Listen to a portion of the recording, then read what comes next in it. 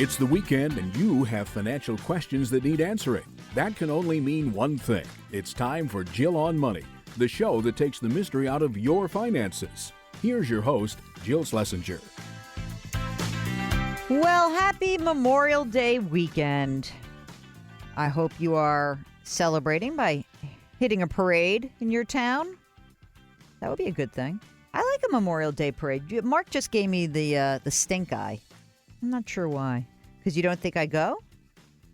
Don't forget, because we have a family member who died in service, that we actually take Memorial Day kind of seriously. I don't want to be a buzzkill, but it is a time to be grateful for the sacrifices that people make. And by the way, in many military families, they don't like to say, oh, the ultimate sacrifice. That's not how they actually talk about it, or at least the ones that I've been around. Go hit a parade, will you? If you don't go to a parade, you can maybe just think about some of this stuff just for a few minutes before you get your second hot dog at the barbecue. This is the program that takes the mystery out of your financial life. I am Jill Schlesinger, CBS News business analyst. Mark Talercio is running the show, as always, and I am grateful for him and his great sacrifice that he makes to this program.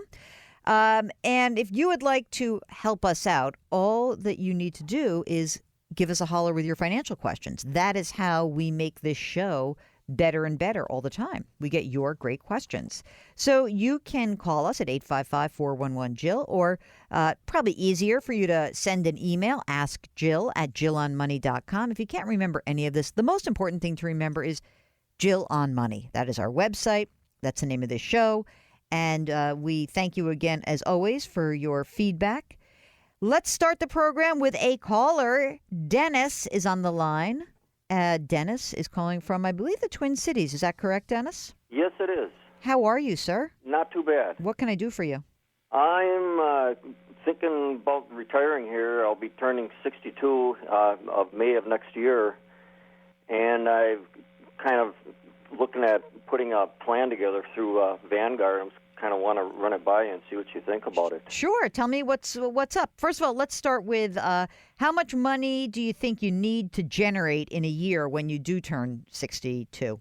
Well, I guess that's kind of a good question. I'm looking maybe 60 to 65,000. Okay, great. And now tell us what we have to, I won't say the word play with. Tell us what the corpus of your nest egg is looking like. Okay, yeah. What I have right now, I've moved most of my funds over into Vanguard. Mm-hmm.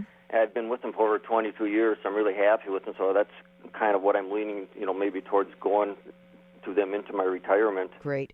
And the one main fund that I haven't heard a lot about, and I guess I don't know if you know anything about it, but it's called the Vanguard Managed Payout Fund. Mm-hmm. Yeah. When they try to pay you 4%.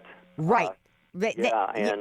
For income, but there isn't really a whole lot of information out that I can find on it. Yeah, that's interesting. I think that what these funds are trying to do, what I talk about a lot on the program, you probably heard me talk about, is say, okay, well, you've got this bunch of money saved. How much money do you need?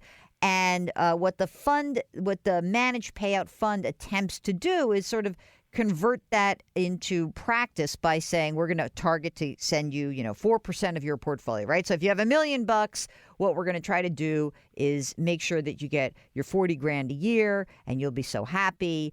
That said, I think it's kind of like a way to split the difference between someone who has to manage money and take money out and someone who maybe is considering an annuity, because an annuity is that guarantee. Now, I guess the one thing that I would be interested in figuring out is, do you know what the expense ratio is? It's 0.34%. Yeah, it is fairly reasonable, I believe. It is, yeah, it's totally reasonable, except if you compare it with an index fund. Right? Yeah. So it has to be. So tell me what your game plan is. So that's essentially what a managed payout fund is, which is you will pay them an extra 0.3% a year so that they turn the spigot on for you and push money out. So how much money in total do you have, and what were you considering putting into the managed payout fund? Well, yeah, as far as Vanguard, it's a little over $500,000 right now. Mm-hmm. And there is, I believe, about $40,000 in a Roth IRA through them. So I don't know if that'd kind of be excluded. Mm-hmm. This is after tax, the rest of it. Yep. And then the other funds that I have is my 401k through work, and that's worth right now about $975,000. Oh, sweet. Yeah, and I've been saving that for many years, and that's I guess that kind of veers into the other question I might have regarding Social Security, taking it now versus tapping into this 401k, because I don't believe that this, just money alone in Vanguard is going to be enough, per month or annually to support me. I don't believe I'm going to be able to, reach the 60 to 65,000 without taking out either, part of my 401k or starting my Social Security at 62. When you said the managed payout fund, that you said there's $500,000, that's non-qualified money. That's not IRA money? That's not IRA, no. Okay. So this is interesting. Okay, what I think you may be tell me, are you in good health? You sound like you're in good health. Yeah. Okay. And are you married or are you single? No, I am not. I'm not married, and I have no dependents. So it's okay. I mean, you got a pile of money. Social Security, delaying Social Security is probably not a bad idea, because you're going to get this automatic guaranteed increase. So I would at least try to wait until your full retirement age to claim Social Security, which is probably 66 and change. Now, that said, what that will then mean is that you have to use some of the money from your non-qualified, that $500,000 that you were going to put into your managed payout fund. You'd have to spend some of that. So you can't put that all in the managed payout fund, because you're going to need to spend it to support you during the years between now and claiming your full retirement benefit through Social Security. I don't even know if you need to use the managed payout fund. I almost think that if you had just, you're going to have $1 million, you're going to have basically $1.4 million by the time you retire, right? I'm keeping $100,000 out to pay your bills for a couple of years until you claim Social Security. And if you look at $1.4 million and you say, well, let me see if I can, if I could take 3.5 or 3% of that, that's a good chunk of money every year, right? And, you're talking about, say, 45, let's call it $45,000 a year. And all you have to do is use that to kind of float your boat along with Social Security. And then I think you hit it. I will say this. If you want to use that managed payout fund, I would recommend only putting the amount of money that you will not need to spend over the next year or two, and then maybe delay it. Maybe I would just not even use it until you're really ready to start turning the spigot on. And that could be when you claim Social Security. But you're using those bond funds at Vanguard. Keep doing it. Keep doing what you're doing. And I don't know. I might wait to do the managed payout fund until you're claiming Social Security. I hope that helps. Thank you so much for calling. Dennis from the Twin Cities. And if you've got a financial question like Dennis, send us an email. Ask Jill at JillOnMoney.com. We'll be right back.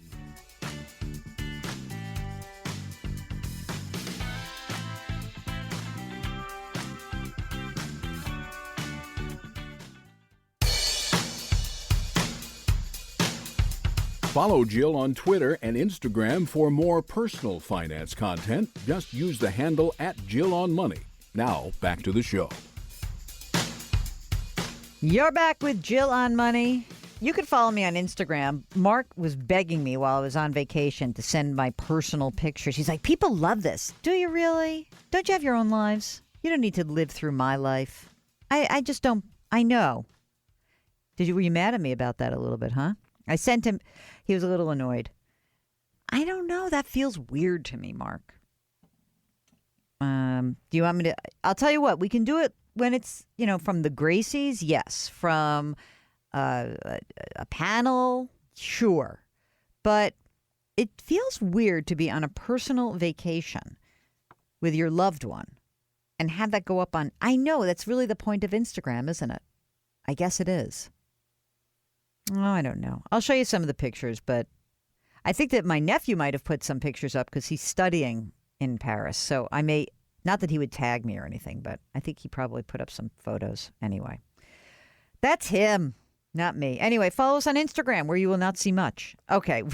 If you would like to come on the program, you can give us a shout. 855-411-JILL is our phone number. Our email address is askjill@jillonmoney.com. We've got John from Connecticut who's on the line. Hello, John. Welcome to Jill on Money. What can I do for you, sir? Hi, Jill. It's good to speak to you. And you? I had a question about a life insurance 10-pay whole life policy. Have you dealt with anything like this? Yes. So let's just talk about what who is pitching this policy to you? What's the rationale behind this idea? Okay, so my financial advisor is pitching it to me. Mm-hmm. Actually, he gave me a book to read. He's not pushing hard, but he did say, take a look at this, see what you think. Okay. And the reason is, first of all, I'm 70 years old, mm-hmm. So I'm reluctant to get into something that has this length to it. But the whole reason to do it is to avoid taxes to beneficiaries and dependents, well, my daughters, as a way to leave them. Well, first of all, there's a death benefit, mm-hmm. and second of all, if you pay up to 10 installments, if you will, mm-hmm. and let it accumulate for a little more, you can actually raise some capital that way and leave them a fair amount of money mm-hmm. tax-free. Mm-hmm. Is that true? Well, let's talk about this for a second. What's the source of the funds that would fund the 10-pay? Just do you have it in savings right now, or is it in another insurance policy? Yeah, I have an annuity that's maturing in the next 6 months or so. Ah, okay. How much money's in that annuity? Yeah, I'm going to say $200,000. Okay. And do you have other investments and savings that kids would inherit? Yeah, sure. Okay. About how much total? I mean, in other words, do you have a big estate that's more than, say, $11 million or so? I wish I did. I wish you did too, honey. I wish we all did. Okay. So this is not an estate tax question, but it is I guess what the advisor is saying is that that the kids, if they inherit an annuity, they would have to pay tax on the dollars that come out. What's the alternative that he is suggesting? So the $200,000 that was in the annuity, what's the tax due right now on that annuity? I can't tell you right at the moment. Do you remember how much money you put in about? About $170,000. You put $170 in and there's $200 now, right? Yes. Okay, I got an easy answer for you. I thought you were going to tell me something different. That's why I was asked that question. So, one of the reasons why annuities are sold is that people say, "Oh, it's so tax efficient. The money you have no tax when it's growing. Fantastic." True enough. But the tax is due when you pull it out, right? So right now, you have about $30,000 that is embedded in gains, right? From the $170 or so that you put in, you've got $200 now. And you're going to have to start taking required minimum distributions on any retirement accounts. Is this annuity, by the way, was it an IRA or a non-retirement annuity? I knew you were going to ask me that. Oh, sorry. No, I was thinking, I'm pretty sure it was a 401k. That rolled over. Rolled over, yes. Okay. That's okay. So this is great news because, in a year or so, you're going to have to start taking minimum required distributions from this. Here's what I think. Sure. Yeah. So here's what I think is going to have to happen. Is this your only retirement fund account? Meaning, is this the only 401k/IRA that you have that's out there? No. Okay. So you're going to have a bunch of money that's going to have to come out. So that's fine because you're going to have to pay tax. That's fine. What I would do with this money is I absolutely would not put it into a whole life policy. Your instinct is spot on. There's no reason why you would want to tie up this money. None, actually. You don't even have insurance needs. I mean, I thought you were going to tell me you had some huge estate and maybe this was going to help fund and pay the taxes, but you don't have an estate planning tax problem. So what you would do is you would take the annuity in an ideal world. You'd have the annuity.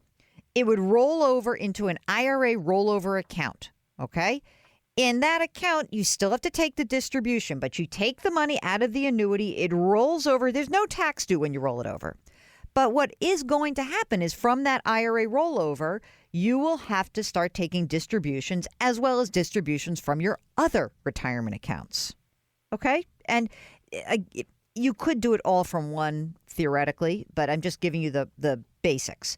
And in this way, you'll pay the tax that's due and you'll take your distribution and either you'll live on it or you'll put it away or maybe you'll gift it to your kids, whatever you want to do with it. But there's no reason to go out and spend a bunch of money on this 10-pay whole life policy, which will generate a beautiful commission for your guy and is unnecessary for you.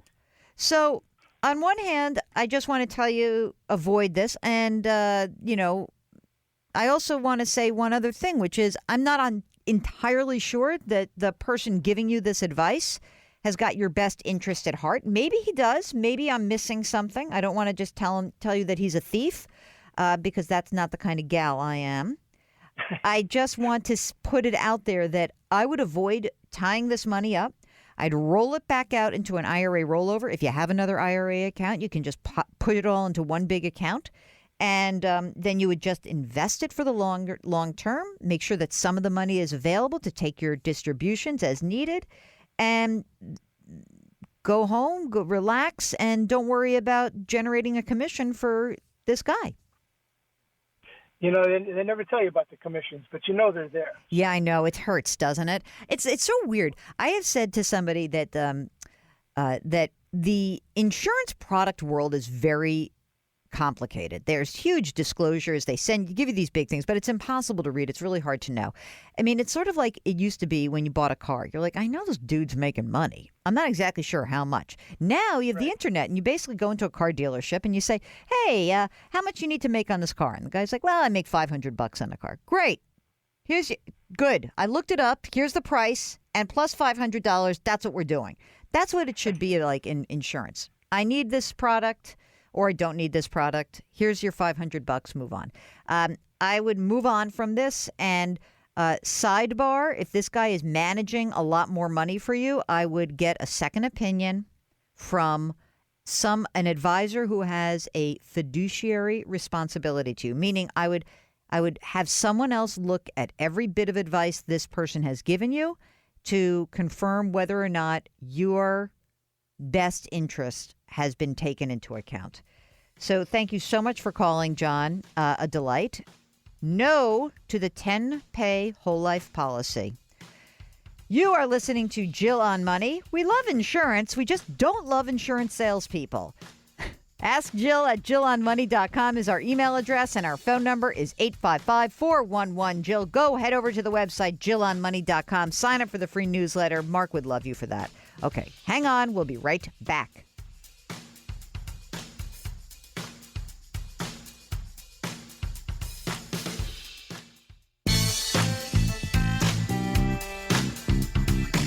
.401ks, IRAs, refinancing, she covers it all. Back to Jill on Money with Jill Schlesinger.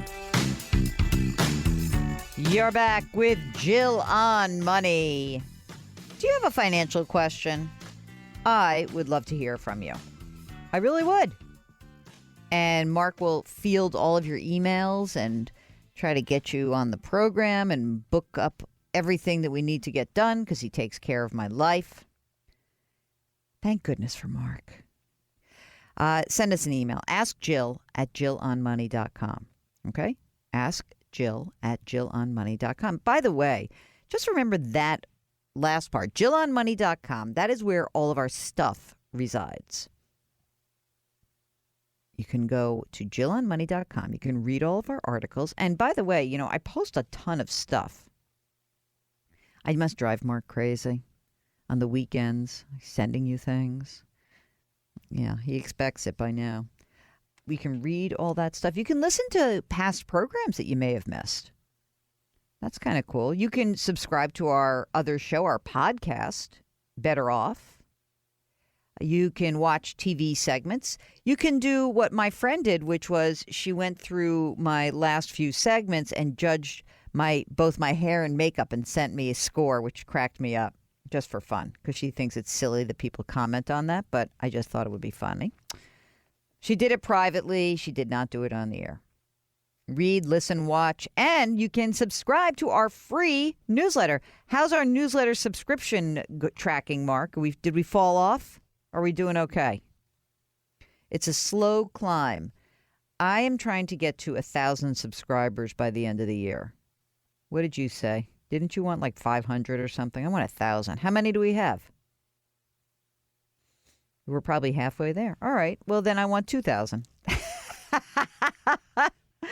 All right. Here's a question from David. He says, after many years of considering a career change, I finally decided to leave my current job, go back to school for accounting full time. I was hoping to get your thoughts on the best way to get my finances in order to withstand the loss of income for just about a year. Also, am I an idiot to leave a well-paying job for the unknown? Any advice that you could provide would be appreciated. You're not an idiot, but man, can't you do it at night? Is it possible, David? I mean, it would be far better to keep your job and, sort of toil and do it that way. I guess if you are going to just take the plunge, you got to save up a year of expenses in advance and kind of clamp down on any debt and get everything set and don't look back. But I'm much more of a fan of doing it while I'm working and having it take longer. First of all, what if you hate it? Could you imagine, Mark, you leave the world of podcasting and radio producing to become a financial planner, which, by the way, he actually was considering. And then you start taking these classes. And, Mark, would you have wanted to be a full-time financial planner after taking your first couple of classes, or do you think not? He says, not. Well, maybe for an independent, maybe for one of our CFP friends, right? Possibly, but maybe not at all. Anyway, it's nice to dip your toe in the water, David, so try that, okay? Greg writes that he and his wife are in their late 60s. They are retired teachers. They own a piece of land in Vermont that they purchased in 1986 for $17,500. And right now, it is worth about $100,000. We are thinking about selling the land and use the money to help our grandchildren pay for college. Oh, my God. They're presently in the 8th and 9th grade, assuming the realtor gets 6%. What other expenditures are there, such as taxes, that we would need to pay? We live in Connecticut. Okay. So, I don't know how much money you earn, but the top tax bracket when it comes to capital gains, which is what we're talking about here, is 23.8%. 23.8%. Got that? It's 20% is the top rate, but you tack on 3.8% if you and your wife have a joint income of more than $250,000. So if you don't, no big deal. Okay, so capital gains, you're going to end up paying 20%, let's say. I don't know what the tax, we can find out what the capital gains rate is in Connecticut, but it'll be a little bit more. So let's just say that a quarter of that gain is going to go away. So, maybe you're going to end up clearing 70 grand, maybe 65. You sure you want to do this? I don't know. It's a very nice thing to do. If you are going to do it, maybe the best thing you could do is to put the money into 529 plans, so they do use it for education. That would probably be a good thing to consider. The 529 plan in Connecticut is called CHET, the Connecticut Higher Education Trust. So I don't know. It's a tough one here because, it's a real number, right? You're going to end up, but if you're not going to, I guess if you're not going to use the land, who cares, right? Really doesn't matter. It does not matter. You're going to 20. Yeah, I think that you're probably going to end up clearing about 65, 70 grand. That's my guess. So that's it. That's what you have to know. That's your income. That's for your tax purposes. That's what you need to know. You're very nice. This jibes with my whole theory about, is this going to change your retirement? I want to know so much more. I hope they have tons of other money. I'm concerned all of a sudden that they are now, making this decision for their kids, and maybe they could use this money. Well, Mark, I know you would keep it because you are essentially a miserly, greedy man. Did you have to tell your sister you're not putting money in the kids' 529 plans anymore? Yeah, it's going to happen. Wait till he has his own kids. I can't wait to see. Can't wait to see how much he spoils them. All right. You are listening to Jill on Money. If you've got a financial question, just give us a call, 855-411-JILL. Send us an email, askjill@jillonmoney.com. We'll be right back.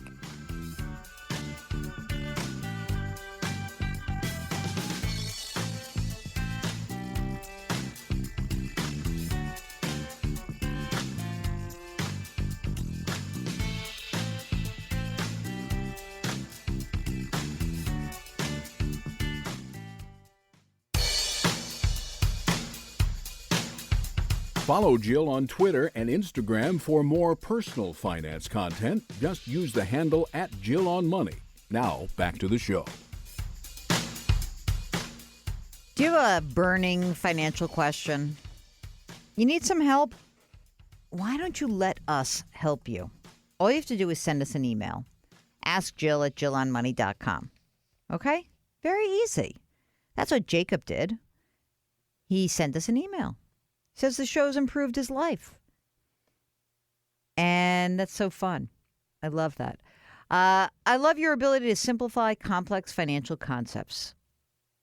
No BS approach to interviewing people. I think that would be nice if that were on my tombstone. She had a no BS approach. Mark, you know what we put on my father's tombstone? Because everyone has these very sappy tombstones. The man was never boring. It's my favorite thing. He really wasn't. Okay, Jacob's 27. He makes a little under 60 grand a year, which is a big pay increase. He just made 40 grand a few months ago. He only has about $7,500 in his 401k. He's going to start investing an additional $800 a month thanks to the recent raise. Since I expect to earn more as I get older, how can I predict what my salary expectations will be by the time I am at retirement? In other words, if I'm making 60 grand a year now, do I need to account for the fact that I might be making 150 grand? By the time I'm at retirement age, will compound interest account for that for me? I don't know what kind of standard of living I'll be accustomed to at that time. I don't want to short my future self, but I also don't want to throw too much money into savings if I could be enjoying it more now. I'm more likely to be alive for the next 10 years than I am for the next 70. So there's some primal part of me that doesn't agree with saving for retirement. I love this guy. I'm begrudgingly doing it anyway.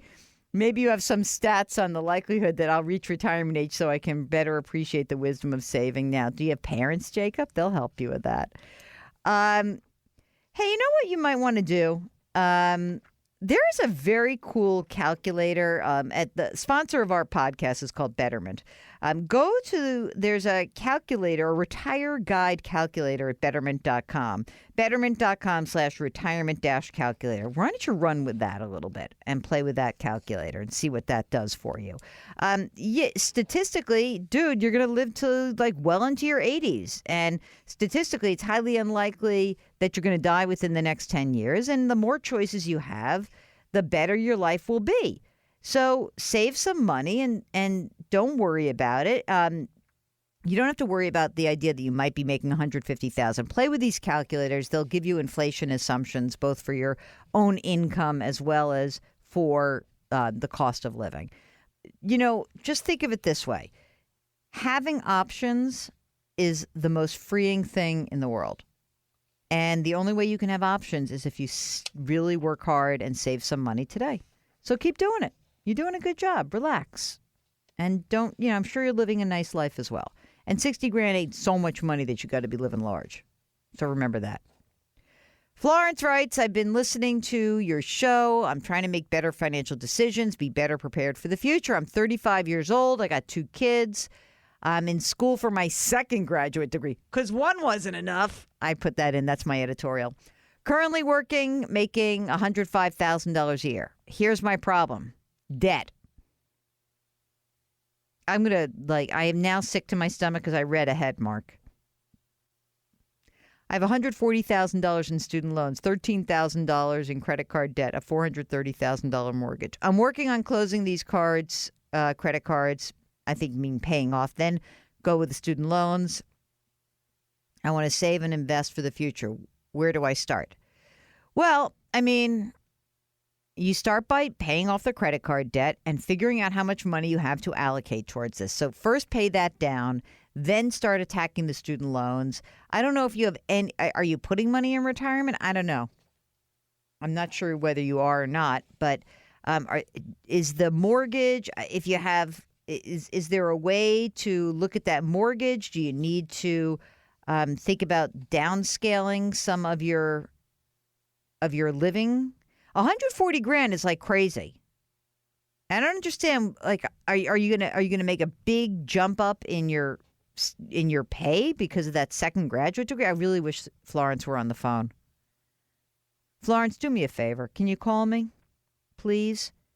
Because I'm trying to think if there's other ways to help pound down that student loan balance. If I do anything in this show, if I do anything with my life and this show and all these appearances on TV and other people's shows, if I could just convince people not to assume so much student loan debt, I will have really made a mark in some way. Honestly, to help you figure out how to make, a 6% return versus a 4% return, I don't care about that. If I could help you avoid these debt bombs, if I could help you avoid doing some of these dumb things, I know it's your degree.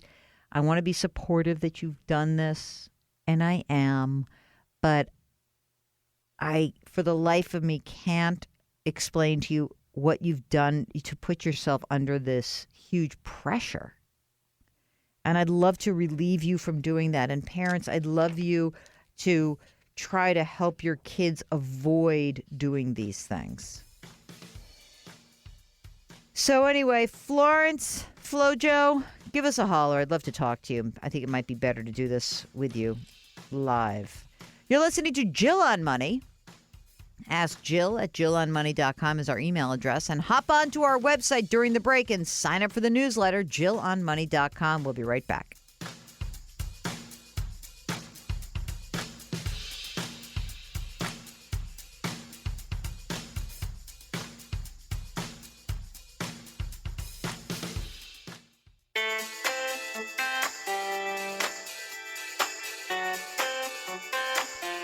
You're back with Jill on Money. If you've got a financial question, just send us an email. Ask Jill at JillOnMoney.com. Sometimes people read my weekly Tribune column, which is syndicated in 35 or 40 or 50 markets. I don't even know anymore, on the weekends. And we get a lot of emails from those columns, which is great. So thank you all for writing in. Victoria says that, and a lot of these are comments as opposed to questions. And Victoria says, I think a lot of baby boomers are not prepared for retirement because they refuse to lower their standards of living. If you were not taught the art of saving early on by your parents, chances are you're not ready for retirement. I had responsible parents who taught me to save. So here's the story. She'll be 65 in June. From 1975 to 2006, she was married to a successful guy. After years of incompatibility, we got a divorce. During our marriage, we had a high standard of living, and it worried me on a daily basis. I wanted to save for the future. To make a long story short, I got a little more than $2 million as part of the divorce settlement. My first thought was, and she writes this in all caps, I cannot touch this money. It's finite. This is all there is for me and the rest of my life. Less than a month after my divorce, I marched myself into a Toyota dealership. I traded my Cadillac in for a Toyota Scion. I purchased a home that was smaller. I stopped cold turkey on fancy stuff, blah, blah, blah, blah, blah. And today I have a lot more money, my very own money. And this is money that I control. I buy my groceries at Walmart, and rarely do I want to eat out. I cook myself. In case you're wondering, I have a trust with my estate planning attorney. I also have a financial advisor and a CPA. And I remarried, and we have a wonderful relationship. And we have a prenup, and our finances are separate. So here's the thing. I love this whole idea. This is a great story. What she essentially wants everyone to know is that we don't know how long we're going to live. We will need money in the long term. And sometimes you've got to make tough choices. And the thing that's kind of cool about Victoria is she made these tough choices early enough in her life that it made a difference. Imagine if she had blown through half that money and then ends up, in her 60s not doing as well as she's doing. How about that? Okay, hey, it's not all beautiful patches ahead.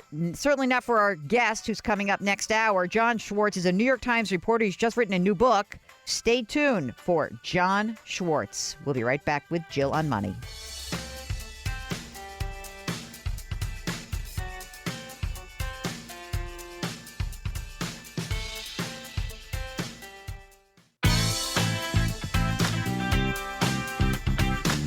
It's the weekend, and that can only mean one thing. You're listening to Jill on Money, the show that takes the mystery out of your finances. Here's your host, Jill Schlesinger.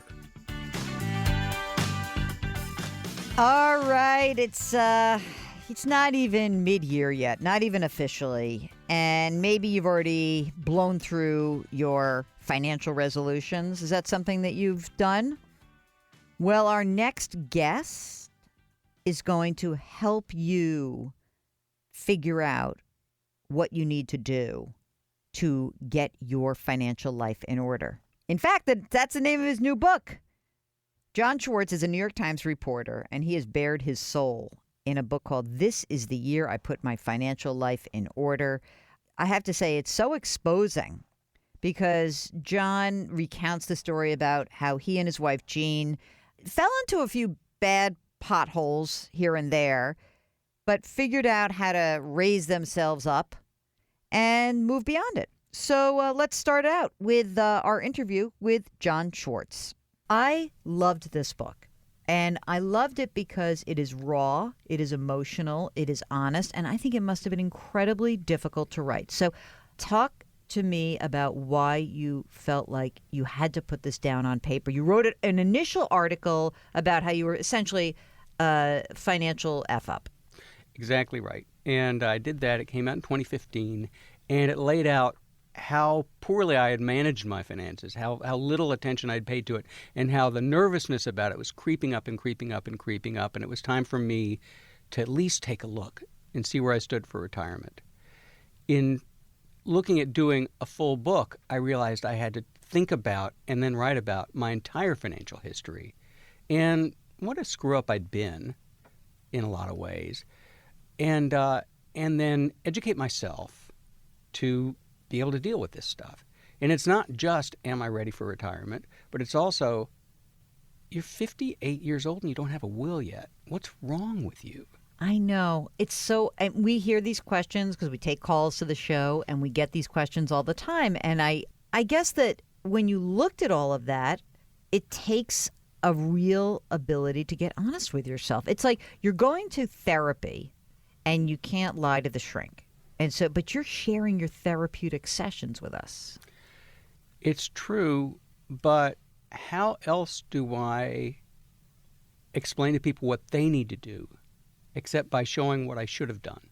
How else do I show you that this is worth doing without showing what I did wrong? And, I did a lot of things wrong. I mean, we lost an apartment.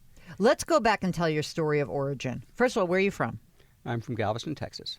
So you grew up in Texas. You went to a decent high school? Decent public high school, Ball High School, Galveston, go Tornadoes. Okay. And then you go off to college.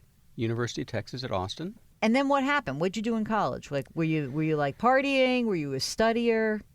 I was a pretty good student, graduated with honors and all that stuff, but I just fell into the social life there. I loved it. I got to be editor of the school newspaper. Oh. I went to law school there, basically for lack of a plan. I finished my undergraduate. I found the academic stuff just fun. When I graduated at the end of 4 years, I went back for another year to take classes that I hadn't been able to take because I was afraid of them. So that extra year, that year of going back in was just really important for me. And then I went on to law school. So wait a second. Did you tell me about the cost of college for an in-state kid who gets into UT Austin? This is why I could do all this. University of Texas at Austin in the 1970s, back when we rode our dinosaurs to class, cost less than $200 a semester. Less than $200 a semester. When I got into law school, my books cost more than my tuition. Oh, my God. So you go to law school and you graduate, and what do you do? And you don't have any debt. You don't have any debt when you graduate, right? I have no debt. And my second year of law school, I've become editor of the Daily Texan, the student newspaper at the University of Texas. And my mornings and early afternoons are spent at the law school, hanging out with people who are going to be lawyers. And then in the afternoon and evening, into way late at night, I'm hanging out at the Daily Texan, and I'm trying to write my editorials, and we're dealing with all the craziness of student journalism. And I have this bifurcated life. It becomes pretty clear to me that not only am I having more fun at night than I am in the morning, but that I'm more like the people I'm with at night than I am with the people in the morning. There's nothing wrong with lawyers. Two of my brothers and my father, they're all lawyers. I love lawyers. But it sort of dawned on me that I might not be a very good lawyer, and I could be a pretty good journalist. And so I've got this thing weighing in the balance. And I go to Jean, who is my girlfriend from the week before. Well, I met her the week before classes started in freshman year. And now we've been together like 6 years, 7 years. And we're planning to get married. And I said, look, I'd really like to try being a reporter. I'd like to try being a journalist for a while. I don't know if it's going to work, but would you mind if we did this? Let's give it a couple of years. At the end of 5 years, if I've got a real job and a dental plan, then I'd like to stick with it. And if not, then I'll still have the bar card. And, I can do divorces or whatever it is I'm capable of doing as a lawyer. And she said, are we going to move? Because she was ready to leave Austin by then. We'd been there a lot of years. And she was interested in going to New York, and I was interested in going to New York. And so we came to an agreement. And we could do it because there was no debt. Right. We could do it because you could just take a shot. So you go to New York, and what's your first job? I got a job at Newsweek. I've heard of that. It used to be a magazine, it right? Used to be. Look, one of the people I worked with at Newsweek has been made the editor of Newsweek now. Nancy Cooper, who was with me when I was, when we were children, has now been put in charge of whatever Newsweek is now. All right. Let's talk about how the financial situation starts to evolve. What is what is the original sin in your mind of what happened in your financial life? So you obviously used a 401k, so you did that. What happened that kind of derailed a lot of your efforts in those earlier years? Besides living in New York, which I don't know if you know this, it's an expensive place. I've heard. Yeah, it can I've heard. be. Yeah. But aside from that, because lots of people live in New York and do well, we decided that we needed to get an apartment. We needed to buy. And all I knew was you can't go wrong in real estate. And so I looked around, and we looked at a lot of places, and we bought an enormous apartment in Washington Heights. Which was, by the way, very edgy for you to do at that time. What year is that? I think we're talking about 1987 or 88. Okay. And we fell in love with it. And we had good neighbors and some bad neighbors. But it was a great place, and it seemed like a bargain. We paid $136,000 for a 3-bedroom apartment in Manhattan. Got a mortgage. Got a mortgage and started paying it, and it was something that we could afford within our budget. We looked at what we could afford and what the mortgage would cost, and it would have been fine, except that I then got a job at the Washington Post in 1993. Okay, when we come back, we're going to hear the rest of New York Times reporter John Schwartz's story about the New York City Co-op. Stay with it. It's pretty wild. You are listening to Jill on Money. If you've got a financial question, we'd love to hear from you. Just send us an email. Ask Jill at JillOnMoney.com. We'll be right back.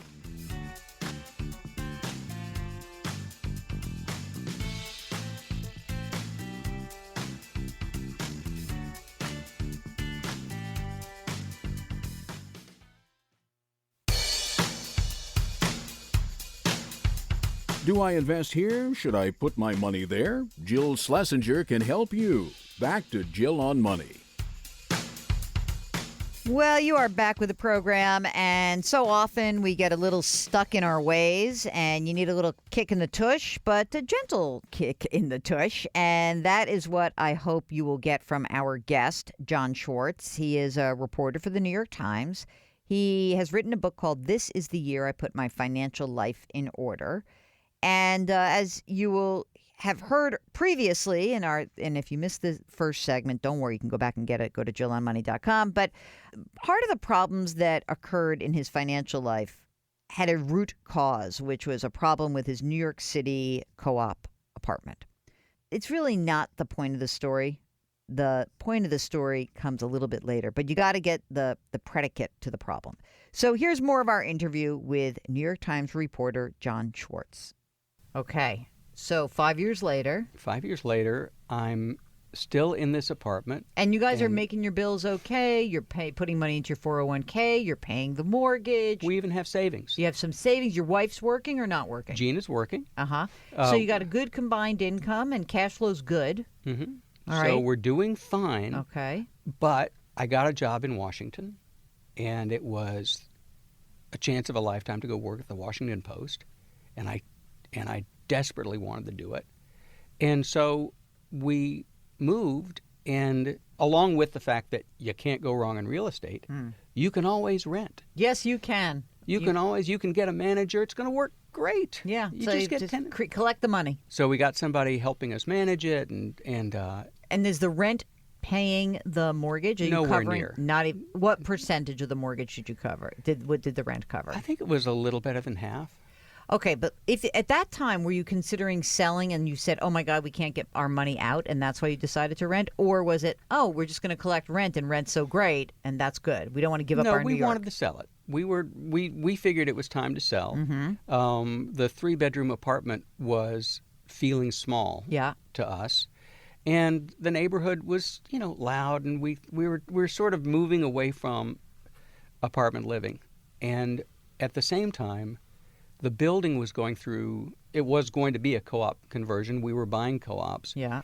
But the number of apartments that had been converted to co-ops was low.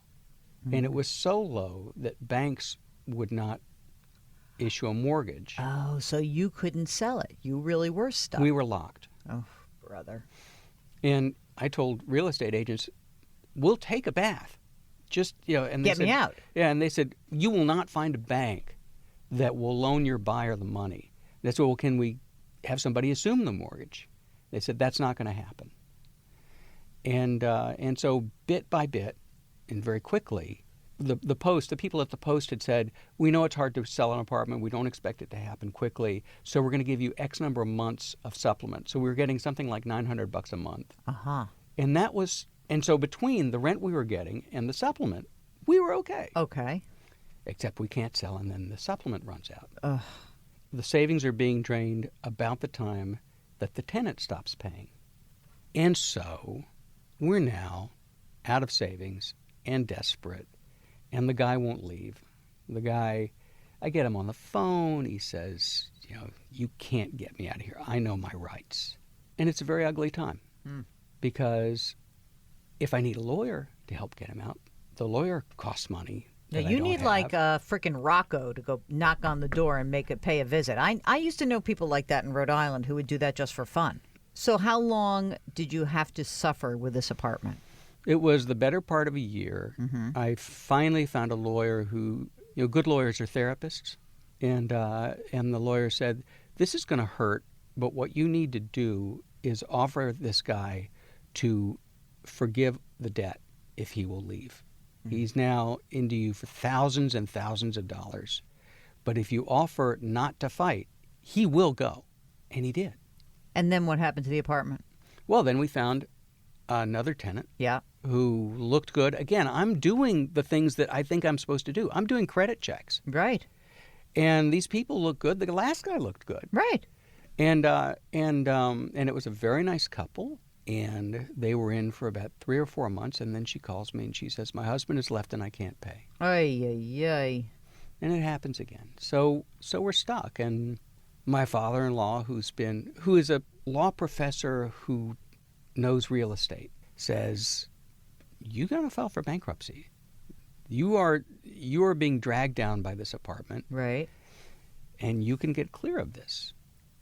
And there's no shame in it.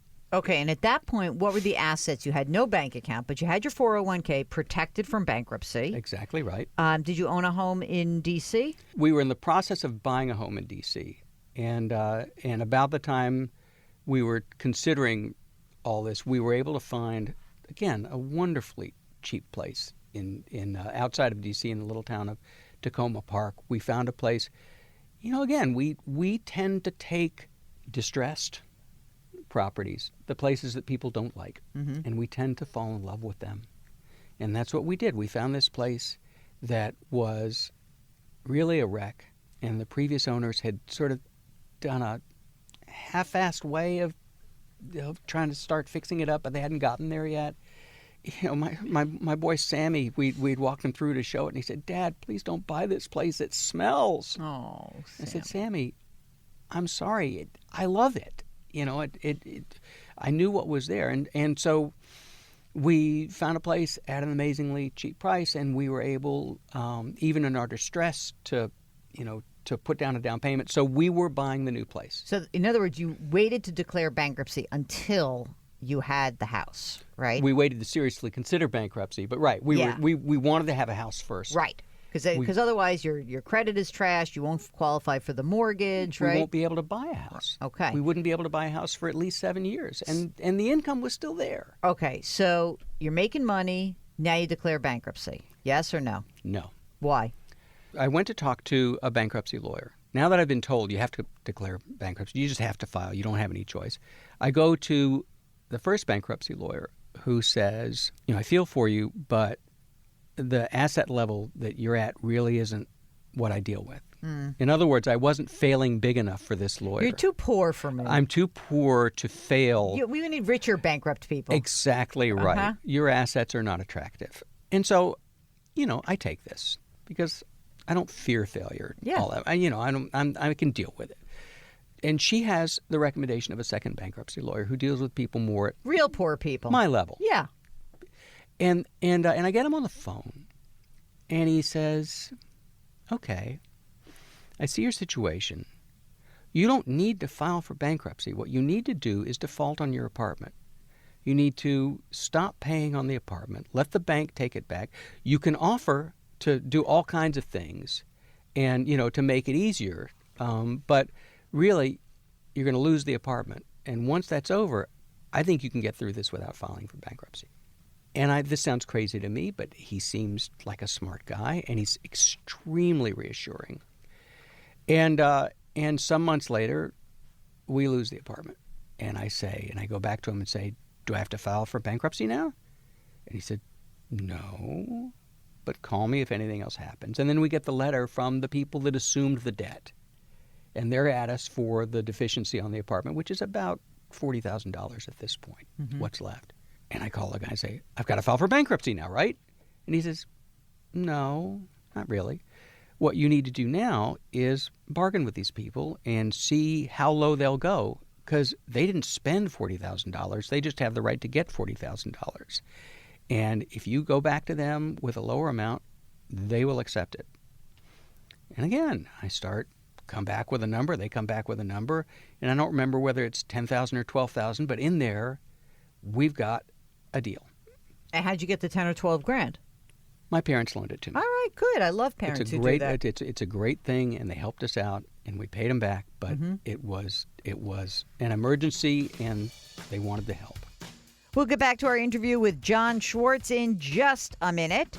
Hey, during the break, why don't you go to the website, JillOnMoney.com. You can listen to past shows, or maybe if you missed the first part of this one, you can do that over the weekend, or if you don't have a chance to listen to the whole thing, you can do that anytime. JillOnMoney.com. Just click the listen button. All right, when we return, more of our interview with John Schwartz.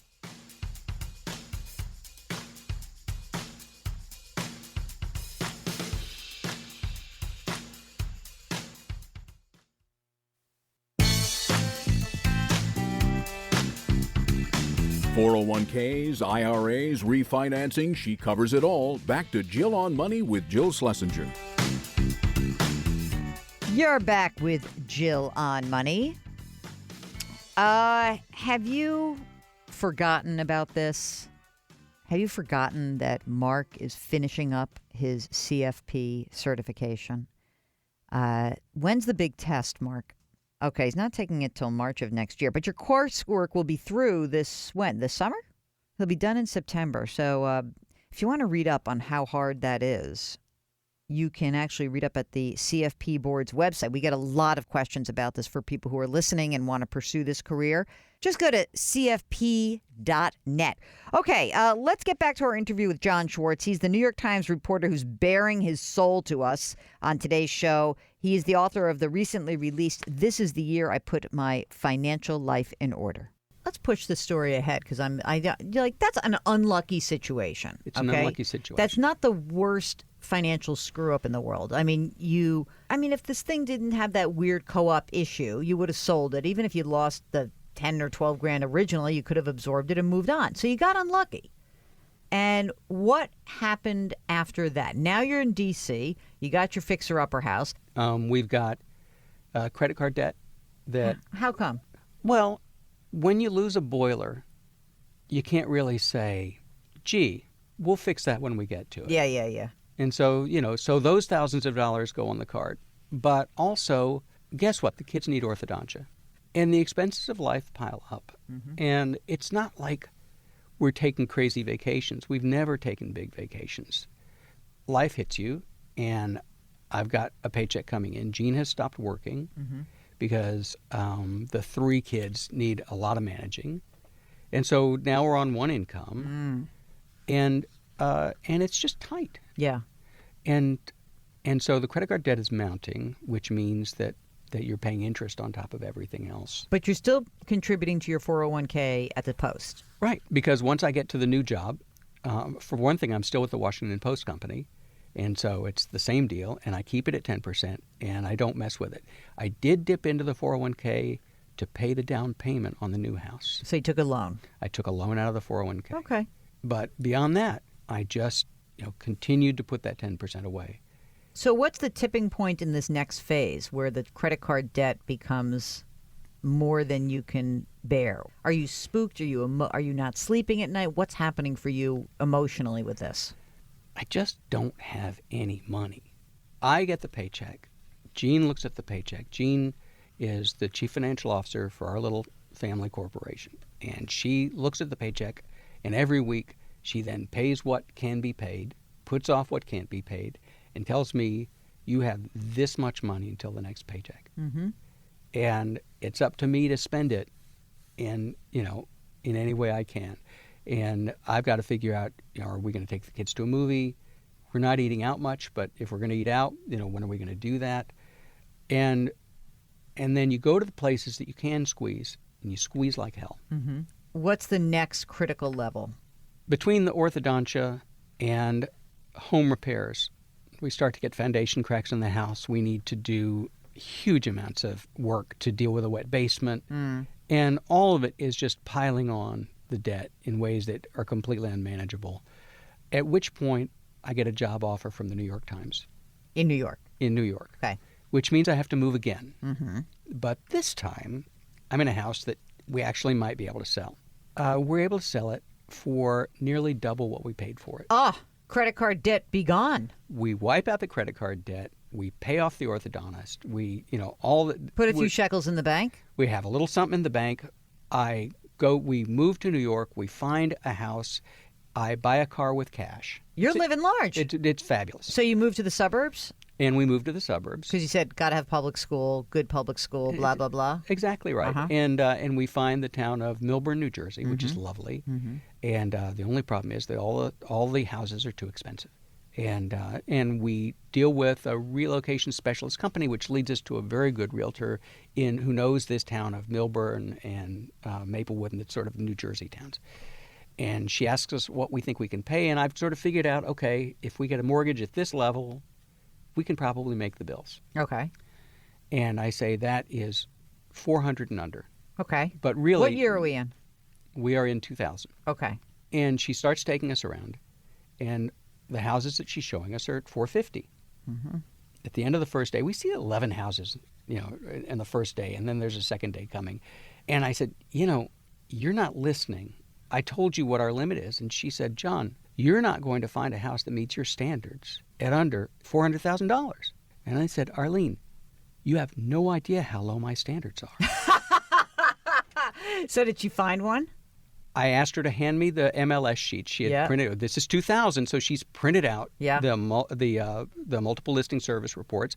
I go through, and I now have sorted from cheapest to most expensive. And the cheapest one says, not a drive-by, which is a signal to me that this is a crap house. So ugly. Mm-hmm. It's ugly from the outside, probably ugly on the inside. And I say, let's try this one. How much? $329,000. Oh, I like that number. It was a wonderful number. It was an astonishingly ugly house. All right. What'd you end up buying? I ended up buying that house. I love that. You bought the ugly duckling. We bought the ugly house. The owner had painted it pink. This apparently made it less attractive to people. In a market that was on fire, this thing had been on the market for 5 months. Mm-hmm. And we walked through, and it was one of these 1950s splits with stairs up and down and up and down and up and down. And, and you could tell that the basement was probably going to get moist at some time or another. And it was not attractive. But you had enough money for the down payment and the mortgage on that house. And now it's the year 2000. Just to put this in, and we had the money to fix it up too. And you got some money, you got some money to fix it up. So it's 2000. Has the .com boom bust at that point? Is it mid 2000, end 2000? The bust has come. Okay, we are in the summer of 2000. Okay, so you're at the very bottom of the real estate cycle for that particular cycle. You don't know that, and you're acting responsibly. So what's the bad news here? The bad news is that it's still a very expensive place to live, and we're still in the Northeast. Oh, and you're a journalist. I forgot about that. Journalist, that's right. The whole decision about the 5 years and the dental plan, I didn't become that lawyer. Okay, we are going to have one more segment with John Schwartz, and he's going to end on an upbeat note, I promise you. It's not all doom and gloom. If you've got a financial question, we'd love to hear from you. Send us an email. Ask Jill at JillOnMoney.com. And by the way, go subscribe to our podcast, Better Off. You can get it on Apple, Stitcher, Google Play, anywhere else you find your favorite podcasts. It's Jill on Money. We'll be right back.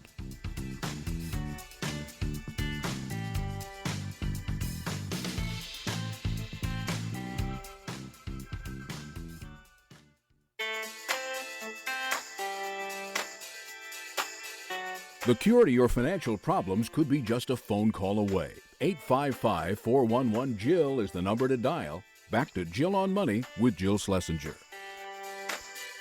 Yes, you are back with Jill on Money. The Gracie Award-winning Jill on Money. We just picked up our brandy new award. Mark did not come with me. I had to go all by myself. It was sad. All right, let's get back to our interview with New York Times reporter John Schwartz. His book, which is titled "This is the Year I Put My Financial Life in Order." This is the part of the interview where we get to hear the good stuff, you know, how he redeemed himself, how he and his wife worked their way out. So here's more of our interview with John Schwartz. 2000 to the financial crisis.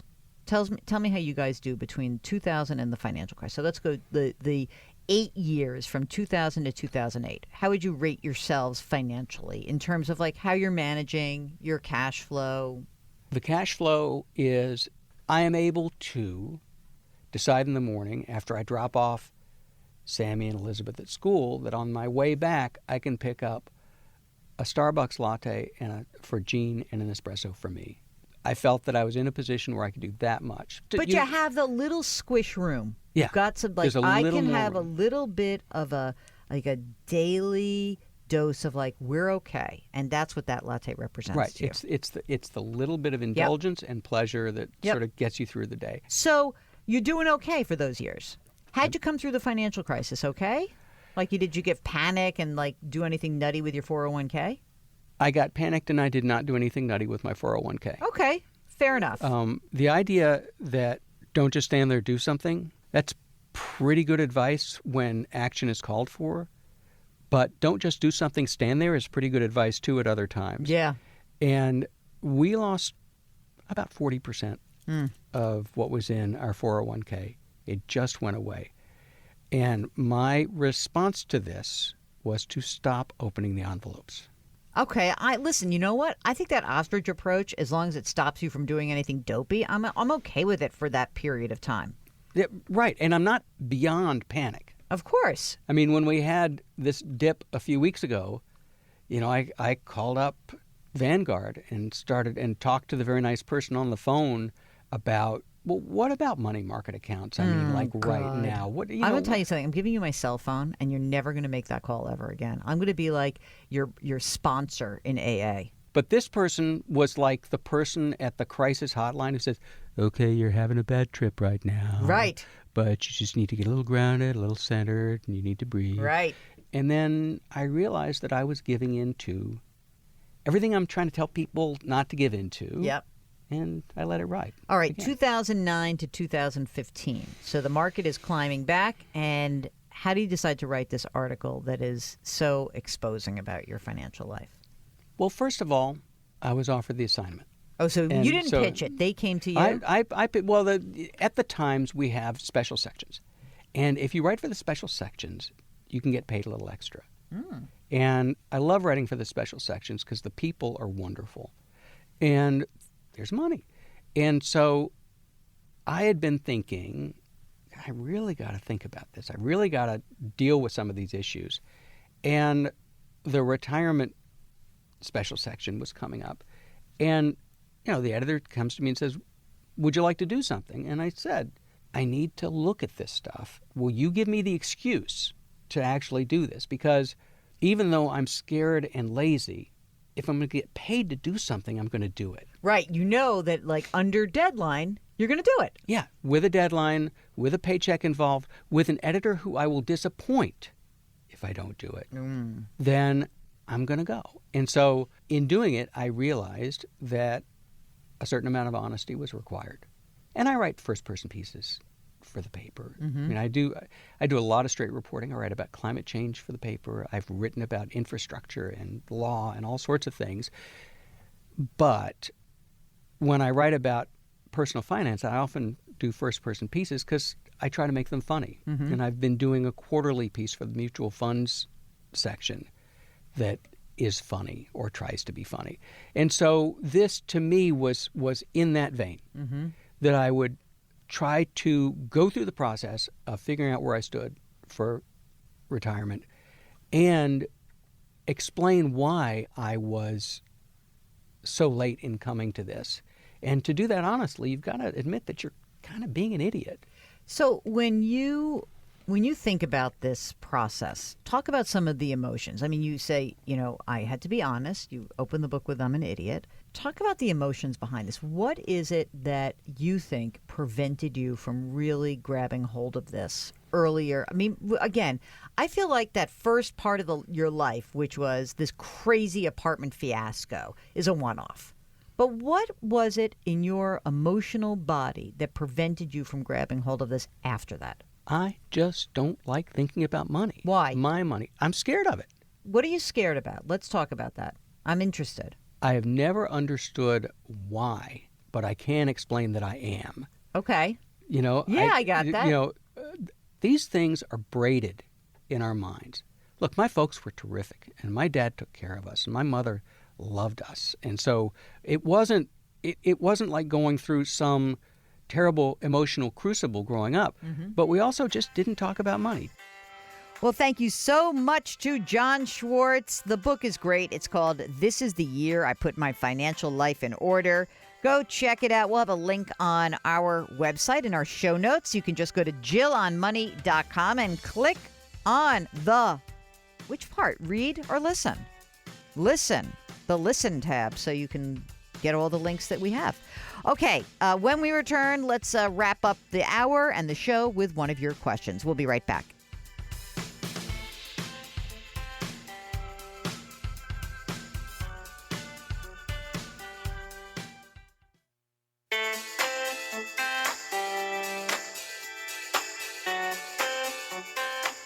You're back with Jill on Money. If you've got a financial question, we would love to help you out. By we, I mean me and my executive producer extraordinaire, Mark Talercio.